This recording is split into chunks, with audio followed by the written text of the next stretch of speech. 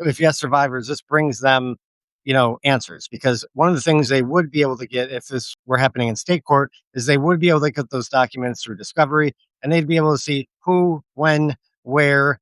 Did the diocese know about this before they were abused? What did they do in response to the abuse allegations? How many parents came forward? How many survivors came forward? This is something that survivors say they really can't get their childhood back, but it does help to get some answers and some finality to this. So people have asked, how this 326 million number, if you divide that by about 950 clergy abuse survivors, that ends up being, I believe, just short of, it's over $300,000 per survivor, but that's not really the best figure because not everybody gets the same amount. So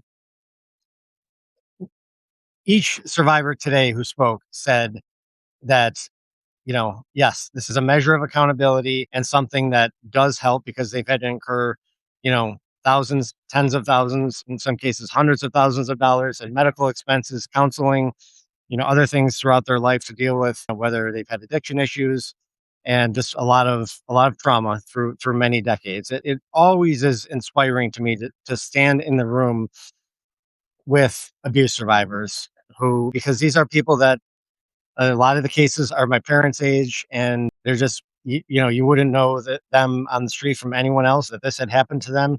They have, productive lives, but they decided to take a stand and not just come forward and make a claim, but to put themselves out there in front of the public through the ringer and go through so many of these meetings and to push. And make no mistake, the diocese has fought.